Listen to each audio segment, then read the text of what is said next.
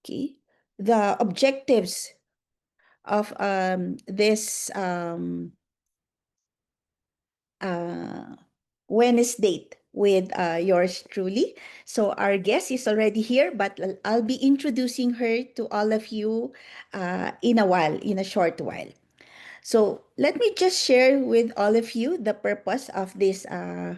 Good evening po. Welcome to our Wednesday with Doc Malutrahano. I'm so happy that we are now able to meet virtually.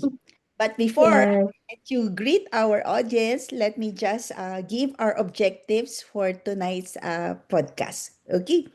So as I was saying, tonight it's our 36th edition. So this was supposed to be last July, but due to unforeseen and inevitable situations, we weren't able to proceed. But I'm really grateful that she patiently still said yes, despite all the um, challenges that we encountered. Okay, so the title of tonight's podcast it's about energy within, exploring Reiki healing. So Reiki, okay, so these two means universal life energy. And Reiki means healing technique based on the principle that the person or the therapist can channel energy into the patient by means of touch, activate the natural healing process of a patient, and restore physical and emotional well-being. So with that, tonight, okay, I hope I'll be able to educate the public on what Reiki healing is all about. Its principles, no, how we can access it and be engaged. At the same time, promote the holistic wellness, okay, and know that Reiki as a complementary approach to physical, emotional, and mental well-being. Of course, I'd like to also demystify no, the common myths and misconceptions about Reiki, okay, and clarify its non-invasive yet very calming nature. Fourth is about encouraging mind and body connection to inspire the listeners to explore alternative self-care methods and deepen their awareness of the body's energy system.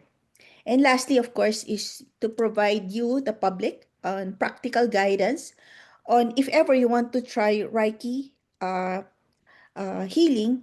Of course, you should go to only qualified persons. Okay. So with that, okay, let me just give a brief intro to our special guest tonight.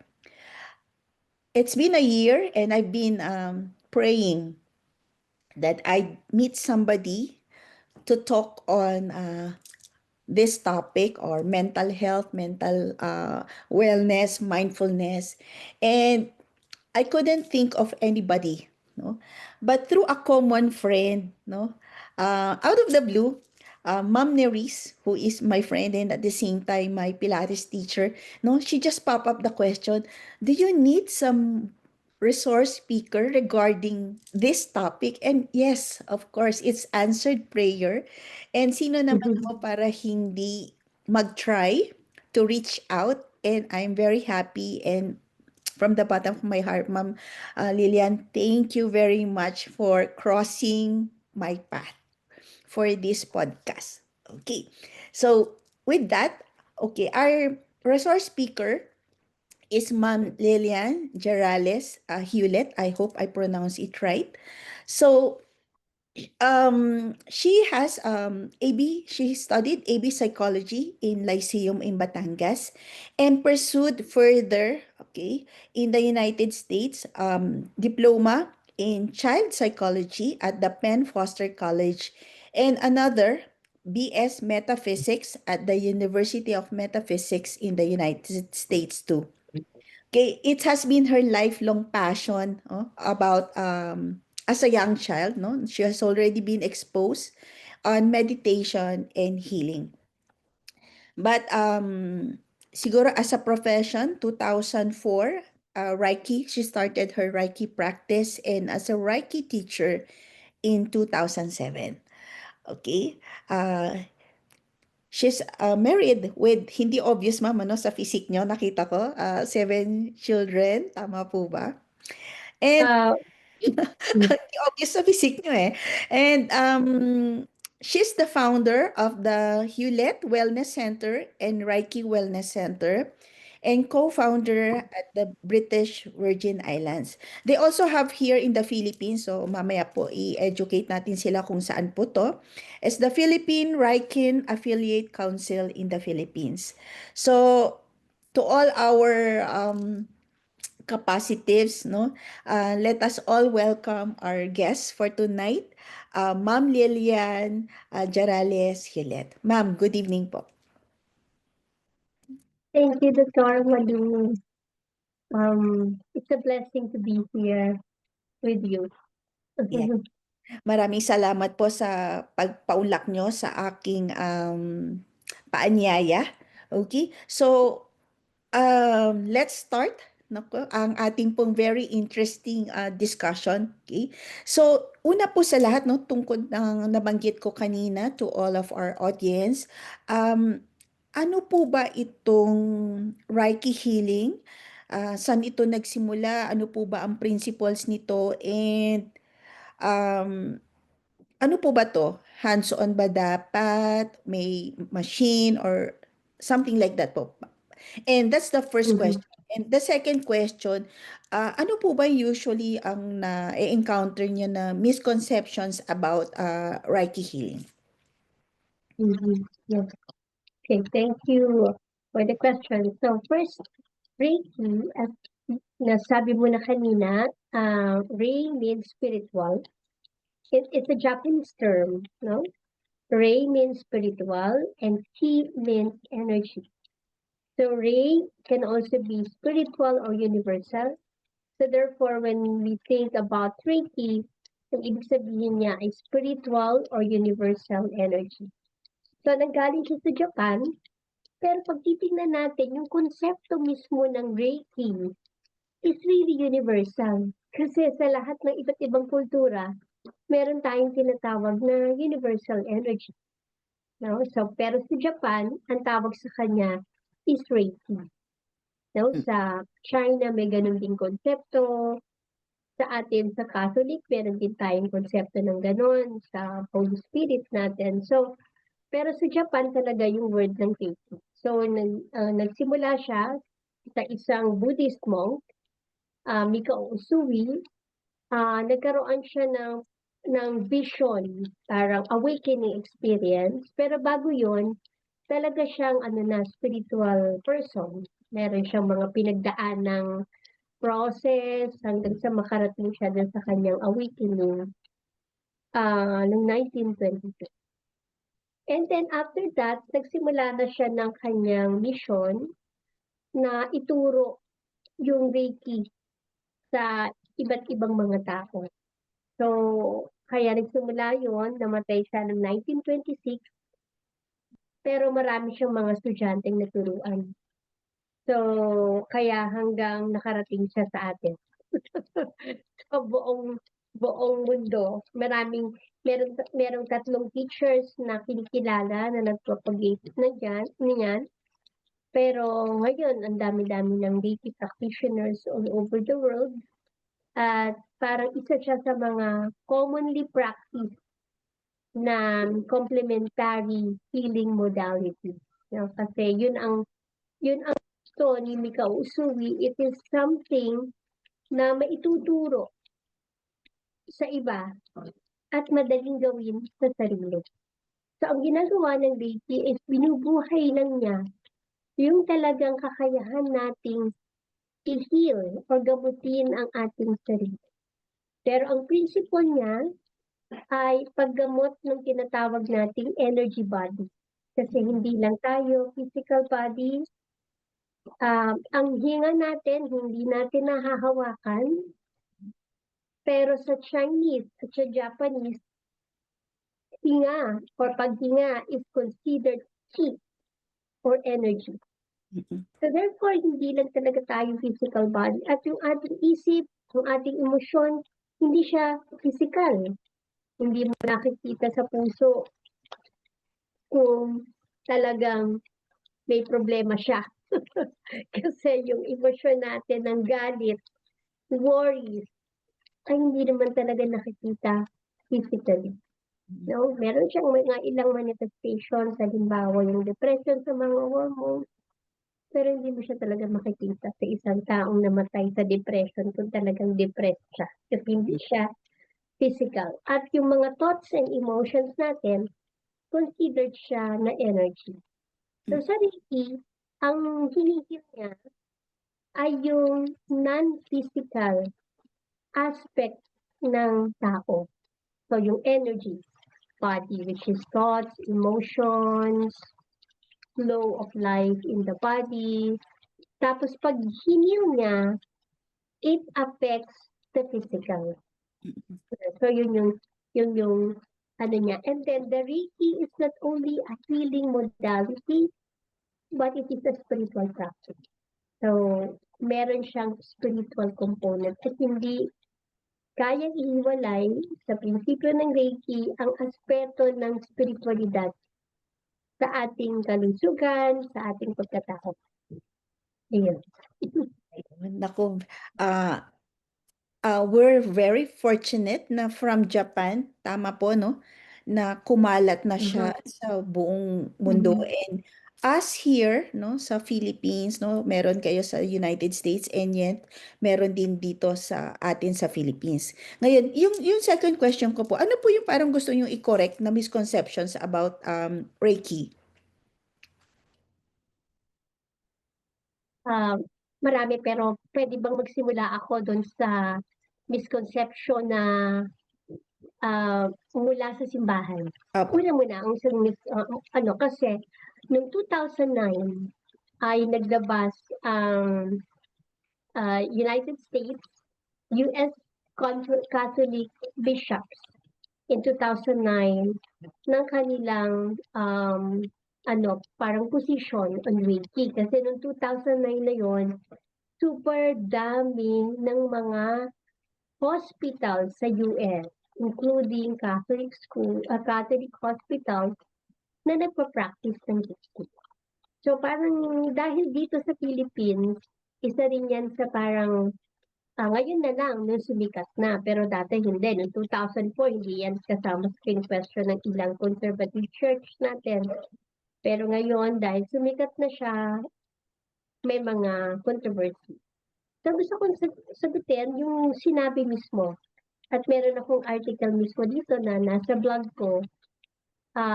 Una muna dito, pati dun sa book na sinulat ko, is ang sinabi is Reiki is natural healing, but it is not from the divine grace.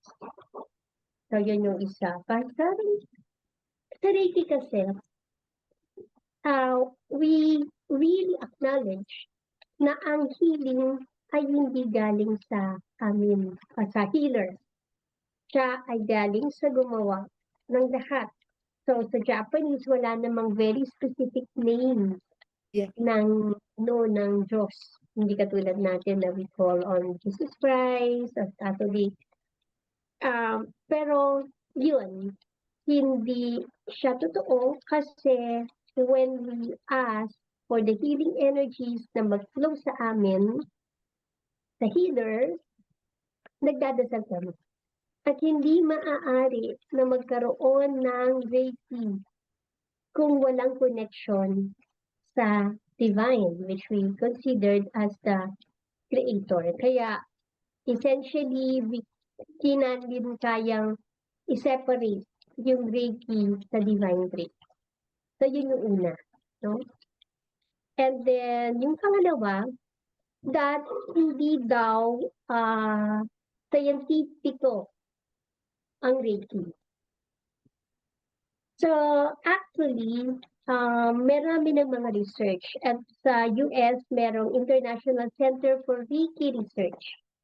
At nagkakaroon na talaga ng iba't ibang mga researches sa mga complementary medicine katulad ng Reiki. At ang pinaka-latest na pwedeng parang makarelate tayo is yung research ng pandemic.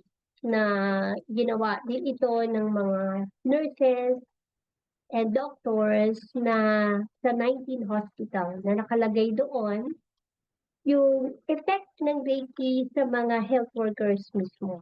So, marami ng mga research doon at nakalagay doon nga na nakakatulong siya sa pag-manage ng stress.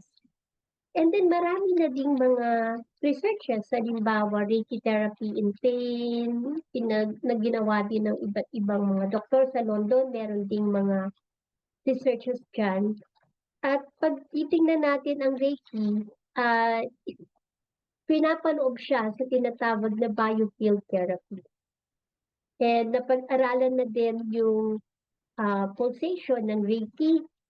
Ang pulsation ng Reiki, pag sa energy medicine kasi tinitingnan siya sa hertz. So, ang kamay ng isang Reiki practitioner ay napag-aralan na ni Dr. Osh at lumabas doon na merong 7 to 8 hertz ang isang kamay ng isang Reiki practitioner na parang katulad siya ng pulsing electromagnetic therapy na nilalabas ng pulse na yon. So, and then, napag-aralan na rin na nag-gauge ang brainwaves ng isang healer kung siya ay nag-heal. So, actually, marami na. Posible lang yung 2009 nang sinulat itong ng US Catholic Bishops, hindi pa masyadong laganap ang mga Reiki studies. And actually, sa ibang bansa like US, sa Australia, meron akong client na gano'n na under siya mismo ng ng insurance. So, hindi pwedeng maging mapunta sa isang insurance kung walang scientific studies. So, yun yung pangalawa. Yung pangatlo is Catholics will fall into the danger of the integration of Reiki into Catholic practices. Actually, hindi totoo ito. Kasi actually ako, na-develop natin dito sa Pilipinas yung tinatawag na Christian Reiki. So, we really integrate yung Christian belief, Christian practices sa practice mismo ng Reiki. Because Reiki is not a religion, but it is a spiritual practice. So, parang nagkaroon lang yung mga healing practices natin sa Catholic, nagkaroon lang siya ng mga dagdag na paliwanag tungkol sa energy body, kung gaano kasagrado ang ating katawan at maintindihan natin siya in the lens of energy. But like Ruach. Ruach is the breath of life. At ganoon din yung um, pag-ugnay natin sa Christian Reiki. At sa mga naturuan ko ng Christian Reiki, yung iba dyan, lumalayo sa simbahan natin dahil marami silang mga experience or mga frustrations in the church. Pero after ng Christian Reiki, they were able to go back in full integration. At nakita nila yung integration ng spirituality ng Reiki at saka yung Catholic or Christian practices. So, depende yun sa pagkaintindi nila, pero no, marami nga dyan. Merong binuo na christianreiki.org at pag tinignan nyo yun sa online, makikita nyo yung mga experience ng mga madre, pare, na kung paano napaunlad ng Reiki o napalalim yung kanilang Catholic faith. So, sa Reiki kasi, kinikilala natin yung gifts of the Holy Spirit, na which is also in the Corinthians 13, na nandun yun, no? Pagka nandun tayo, kasama tayo ng Holy Spirit, nag-develop ang ating mga gifts of the Holy Spirit. Ganun din sa Reiki. Hindi nga lang yun ang tawag, no? Gifts of faith, pero ganun kasi sa atin sa Catholic, pero makikita mo ganun-ganun din sa ibang tawag. So, I really, yun yung mga nakikita kong controversy in Reiki na tingin ko mahalagang ma-address natin.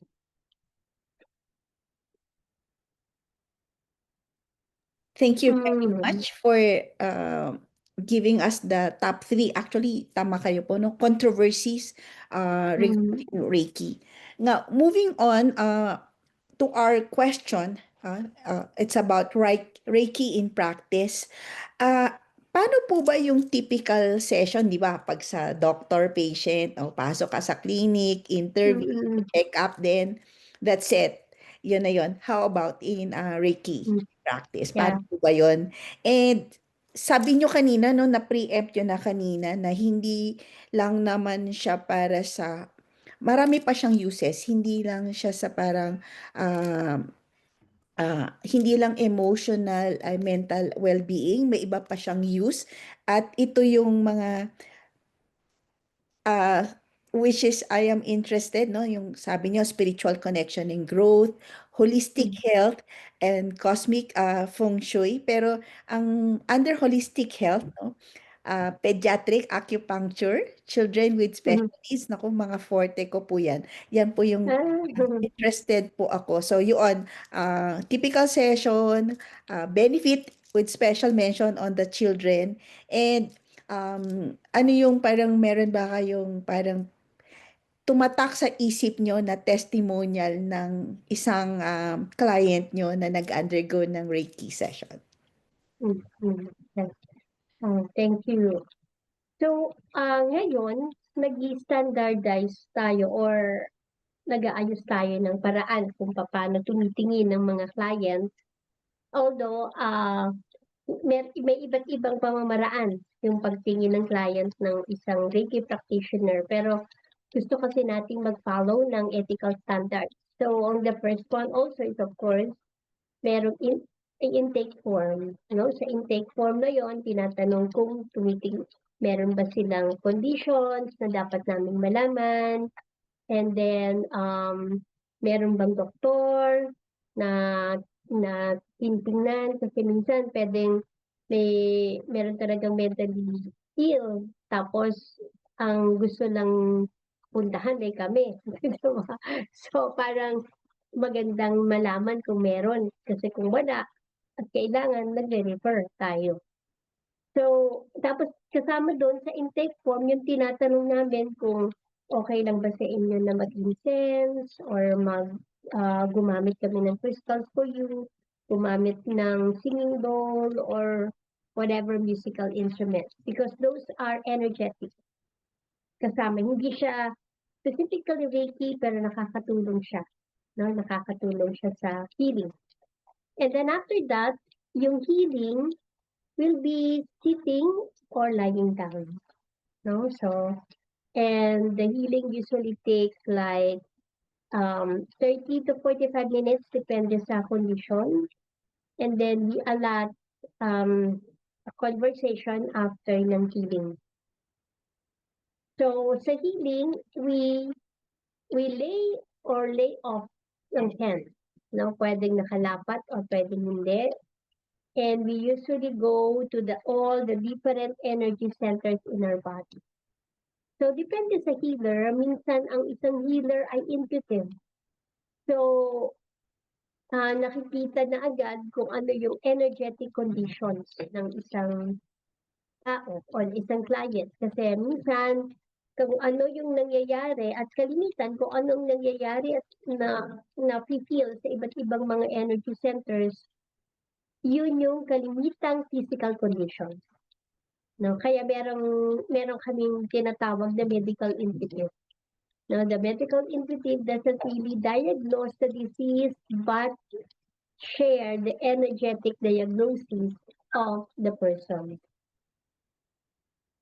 Yun. So, ganun yung process niya. Then after that, ng session, we give a feedback.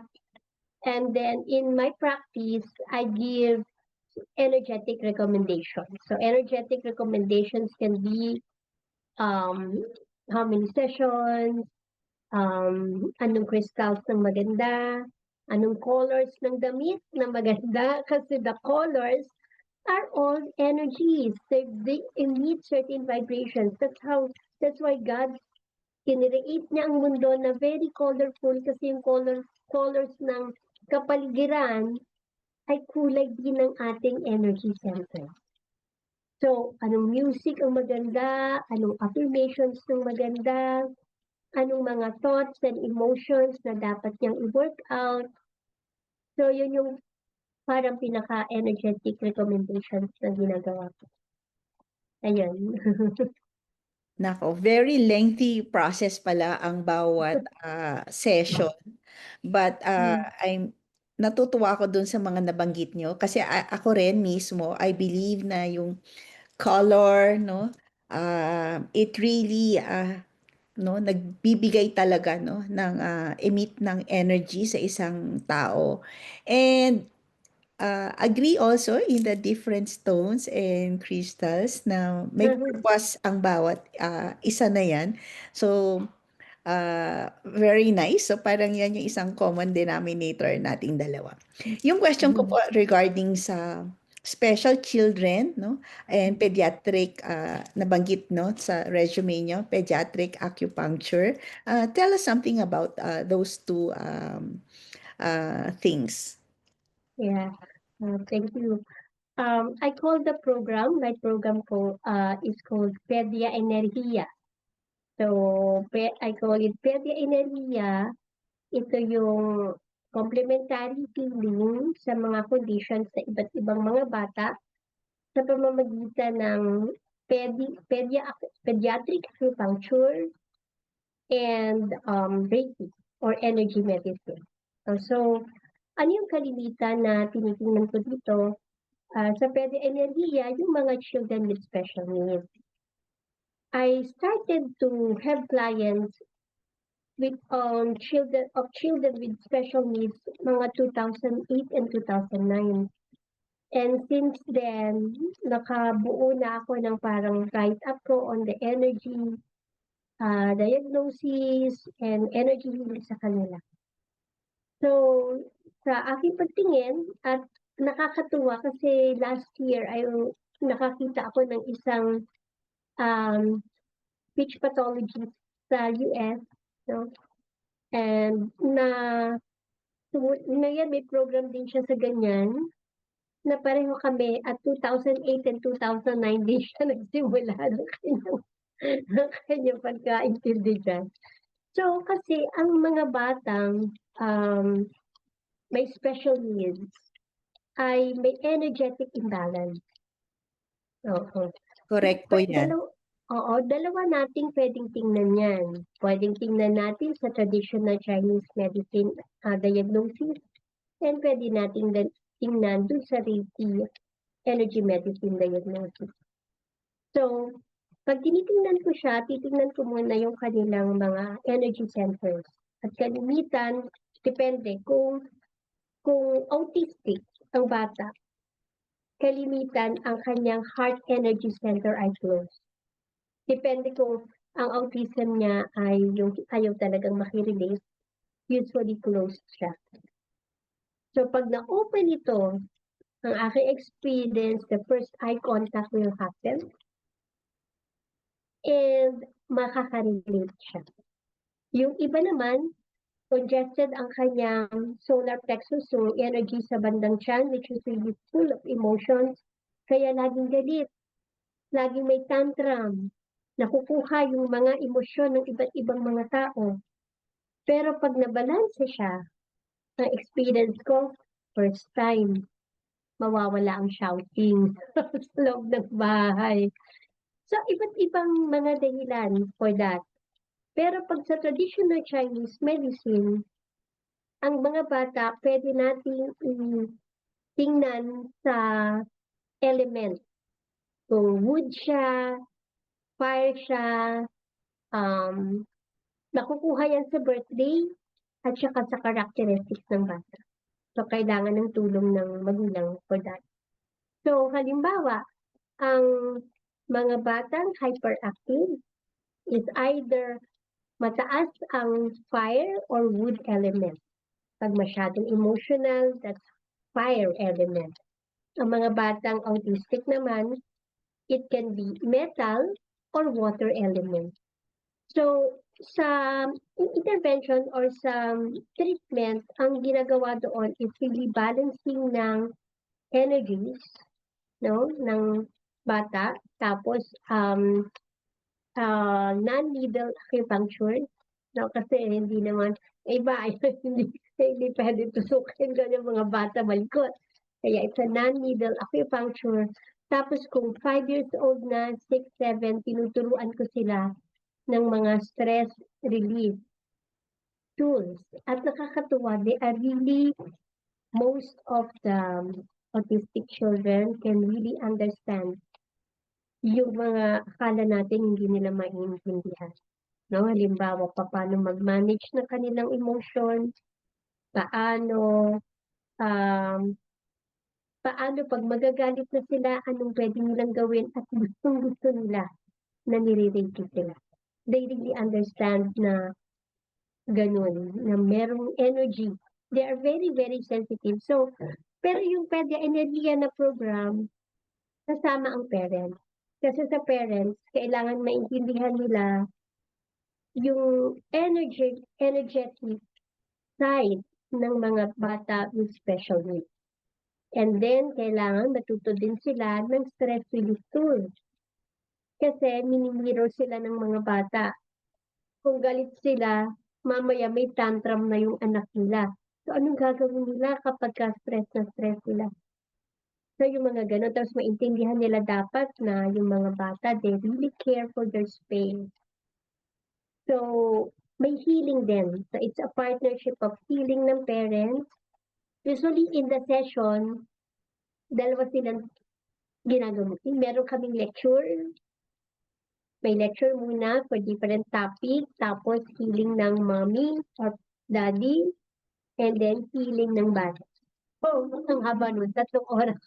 Mas mahaba nga, but I'm really amazed on that no, yung pediatric and healing, so pediatric enerhiya na program niyo. Yan. Oo, nakakatuwa yan. Just listening to it, na-amaze ako kasi yung mga nababanggit nyo, when in fact, these are all true, no? Yung mga nakakatuwa yung close heart na bagong knowledge na nakuha ko, and then yung emotions dito sa may tummy area nila. Nakakatuwa. Okay. Mhm. Isang testimony ng patient nyo na tumatak sa isip nyo. Ang siguro yung kukunin ko yan lagi kong naka sa aking manual, yun ang first na laging story na sinusulat ko at sinishare ko. Yung bata na may hydrocephalus, bago pa lang ako nung nagre-reiki kaya hindi ko siya talaga makakalimutan.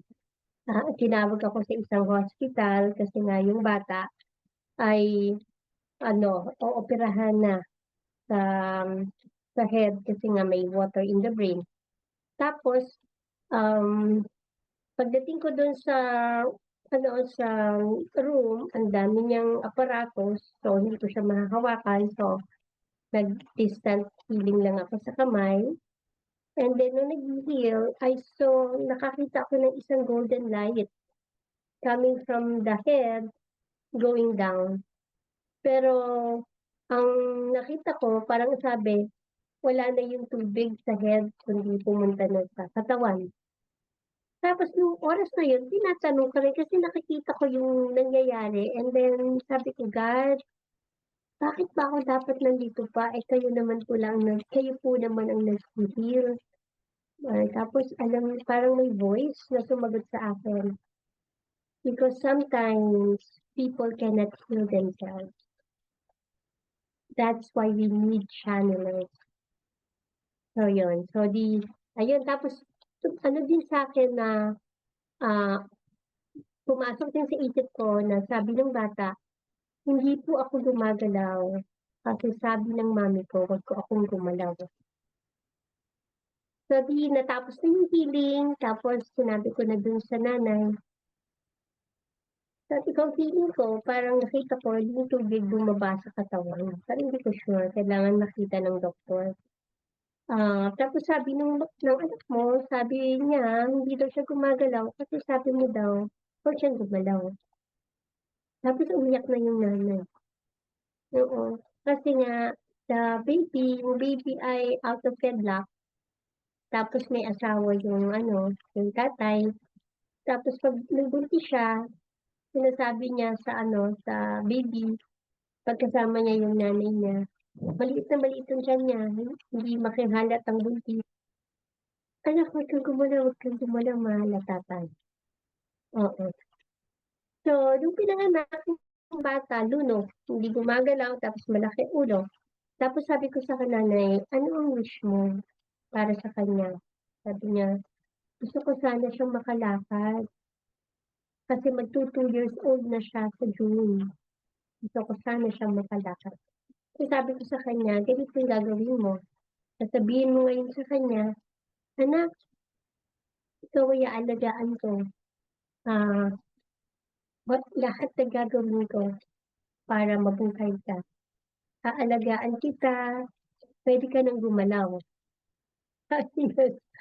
So, pagkatapos nun umalis na ako sa hospital, ta's hindi pa ako nakakalayo nag-text, first time daw na tumaas ang kamay nung bata, and that was Friday. Tapos nung Monday na ooperahan, hindi na natuloy yung operasyon kasi wala na yung tubig sa brain at yung bata ngayon ay 21 years old. No, tapos pero wala na dito, nasa abroad na sila. Tapos yung doktora, yung neuro na tumingin, sabi daw sa kanila, "Anong ginawa niyo?" Tapos sinabi, meron daw pumunta na healer, "Saan nakatira?" Sinabi ko, "Saan ako nakatira?" Tapos ang nangyari yung mga sumunod na araw, siguro mga after a week, siguro mga 2 tao yung pumunta sa bahay namin. Yung isa yung autistic, 'no? Tapos yung isa naman yung may meningitis. Ni-refer na sila ng neuro. Wow, that's amazing. Nakakatuwa po na talagang timing talaga 'tong talk natin kasi neuro, neurong-neuro ako talaga. Nakakatuwa po yung mga stories niyo and it's inspiring, testimony regarding sa mga patients na 'yan. And nakakatuwa din na yung, nabanggit nung bata na yung sinabi niya pa pala was nung nasa womb pa pala siya. So, talagang Mm, it just tells us na talagang yung during the 9 months ng pregnancy, it really helps na dapat kinakausap nung mother, yung mhm, baby inside. Nakakatuwa po. totoo. Very inspiring testimony regarding Reiki healing. Okay, time Mhm. check. Ang dami na po nating na-discuss. Okay, and kulang yung time natin talaga, no? But anyway, I'm sure marami pong na i-inspire din and natutuwa dito sa mga information na binibigay nyo tungkol sa Reiki healing. Okay, so let us just pause for a while and let me check our comment section regarding questions kung meron po silang gustong malaman. Okay. Um, so far, wala naman po akong makitang question dahil very brief and concise po yung inyong mga sineshare sa atin. Ako na lang po ito, okay? Um, ano po yung inyong key messages no, about people interested in Reiki healing, about healing energy and self-care. Hmm. Una, ginawa tayo ng Diyos na kawangis niya. So, ibig sabihin, may blessing tayo ng divinity niya. So, ang ibig sabihin nito, binigyan din tayo ng biyaya na kaya nating gawin ang ating sarili na ah, may kaayusan at malusog at ang healing ay nanggagaling sa ating sarili. So therefore, we all have the capacity to heal. Kailangan lang natin itong buhayin. So, dati naiisip natin na, gifted siya, lahat tayo gifted. Lahat tayo gifted. Ang kailangan lang natin ay one, maintindihan natin ano ba yung talagang pagkatao. Ang pagkatao ay hindi lang katawang tao, kundi meron tayong diwa, no? Meron tayong spirito, may emosyon tayo, at doon makikita natin, pag nakita natin na ang kabuuan ng pagkatao, makikita din natin ang lahat ng gifts na ibinigay sa atin. Katulad nga ng pagpapagaling. Na meron tayong natural na pamamaraan ng pagpapagaling na pwede nating magamit kasabay ng mga modern medicine yan.